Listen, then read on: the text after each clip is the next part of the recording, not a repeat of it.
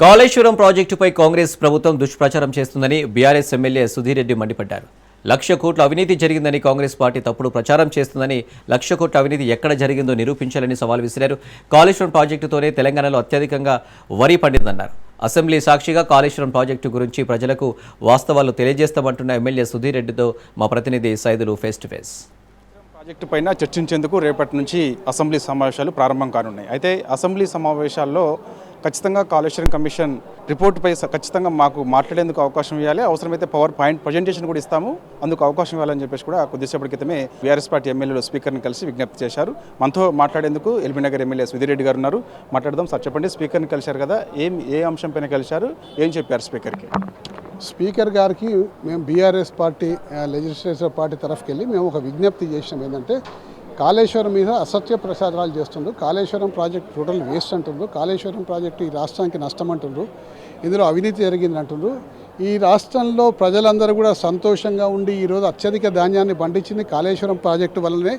ఎన్నో చెర్లు నింపి రాష్ట్రాన్ని సస్యశ్యామలం చేసిన ఘనత మా కేసీఆర్ గారు. మరి అటువంటి ప్రాజెక్ట్ని ఈరోజు నిజంగా అసత్య ప్రచారాలతో ప్రజలను తప్పుదోవ పట్టిస్తుంది. కాబట్టి వాస్తవంగా ప్రజలకు తెలవాలన్న ఉద్దేశంతో అసలు ఏం జరిగింది కాళేశ్వరంలో అని చెప్పేసి సవివరంగా ప్రజలకు తెలియలేపాలన్న సదుద్దేశంతో BRS party power point presentation మాకు అనుమతి ఇస్తే ఈ రాష్ట్ర ప్రజలకు చెప్తామని చెప్పేసి మేము అనుమతి కోరడం జరిగింది. మరి ఇస్తారా లేదా అన్న సంగతి ఇక రేపు ఈరోజు సాయంత్రం కల్లా తెలుస్తుంది. కాబట్టి అది వెయిట్ చూస్తాము. దమ్ముంటే ఈ ప్రభుత్వం మాకు అనుమతి ఇవ్వాలి, తద్వారా ఈ రాష్ట్ర ప్రజలకందరూ కూడా కాళేశ్వరంలో ఏం జరిగిందనేది స్పష్టంగా పవర్ పాయింట్ ప్రజెంటేషన్ ద్వారా వివరిస్తాము. తద్వారా ప్రజలకు నిజాలు చేరుతాయి.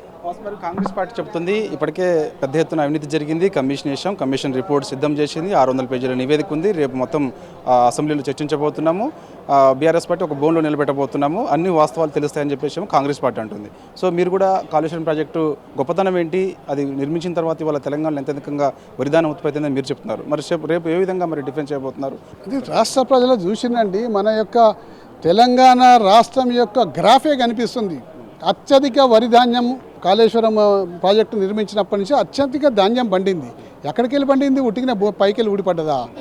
అనేక చెరువులు కుంటలు నిండడం వల్ల, భూగర్భ జలాల మట్టం పెరగడం వల్ల, రాష్ట్రంలో విరివిగా పంటలు పండడం వల్ల అత్యధిక ధాన్యం ఉత్పత్తి చేసే స్థాయికి తెలంగాణ ప్రభుత్వం కాళేశ్వరం ప్రాజెక్టు ద్వారా ఆ స్థానాన్ని పొందగలిగింది.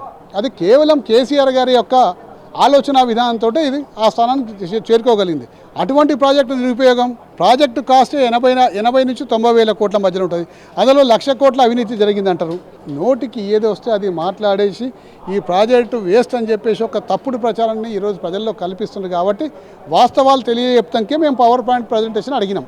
మీరేమో కాళేశ్వరం ప్రాజెక్టు గొప్పతనం అంటున్నారు, దేశంలోనే అత్యధికంగా తెలంగాణ రాష్ట్రంలో కాళేశ్వరం ప్రాజెక్టు నిర్మించిన తర్వాత వరి ఉత్పత్తి అయిందంటున్నారు. మరి కాళేశ్వరం ప్రాజెక్టే అసలు ఒక విఫల ప్రాజెక్ట్ అని చెప్పేసి, అది దేనికి పనికిరాదని చెప్పేసి, ఉన్న బ్యారేజీలు ఏది కూడా మనకి నీటిని వాడుకోవడానికి కూడా ఉపయోగం లేదని చెప్పేసి వాళ్ళు అంటున్నారు. అంటే మరి వరి ఉత్పత్తి ఎట్లా జరిగింది?